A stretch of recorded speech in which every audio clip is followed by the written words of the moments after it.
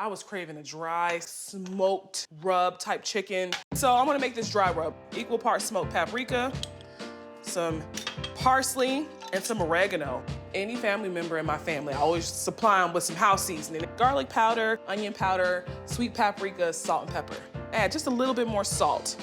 Some brown sugar in there. It's gonna get nice and caramelized on the grill when it smokes. All right, that's done.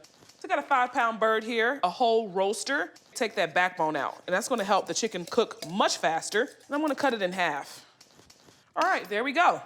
What you been doing since I've been out there sweating on that grill? You act like you put something on the grill. It's like all you did was get it started. What? Still, it's hot. So what you doing now? I'm just rubbing the chicken down with the rub that I made with my house seasoning, the light brown sugar, you know, all that jazz. Getting underneath there, getting in the cavity, you know what I'm saying? You know how we do it, flavor all around. All right, Ma, thank you. Let me put this on here.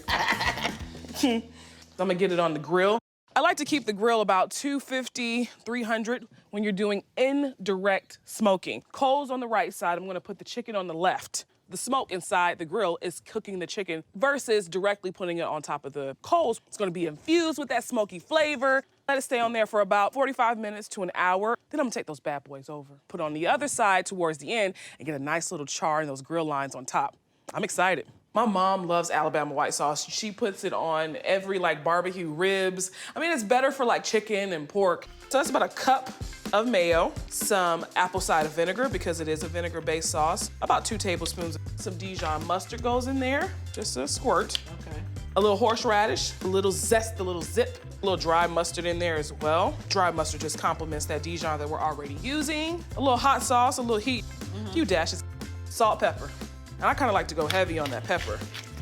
Brown sugar just to kind of mellow everything out because I'm using so much vinegar and hot sauce.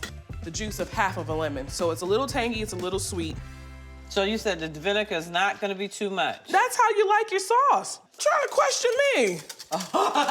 Oh, excuse me. Let me taste it. I think I got it now.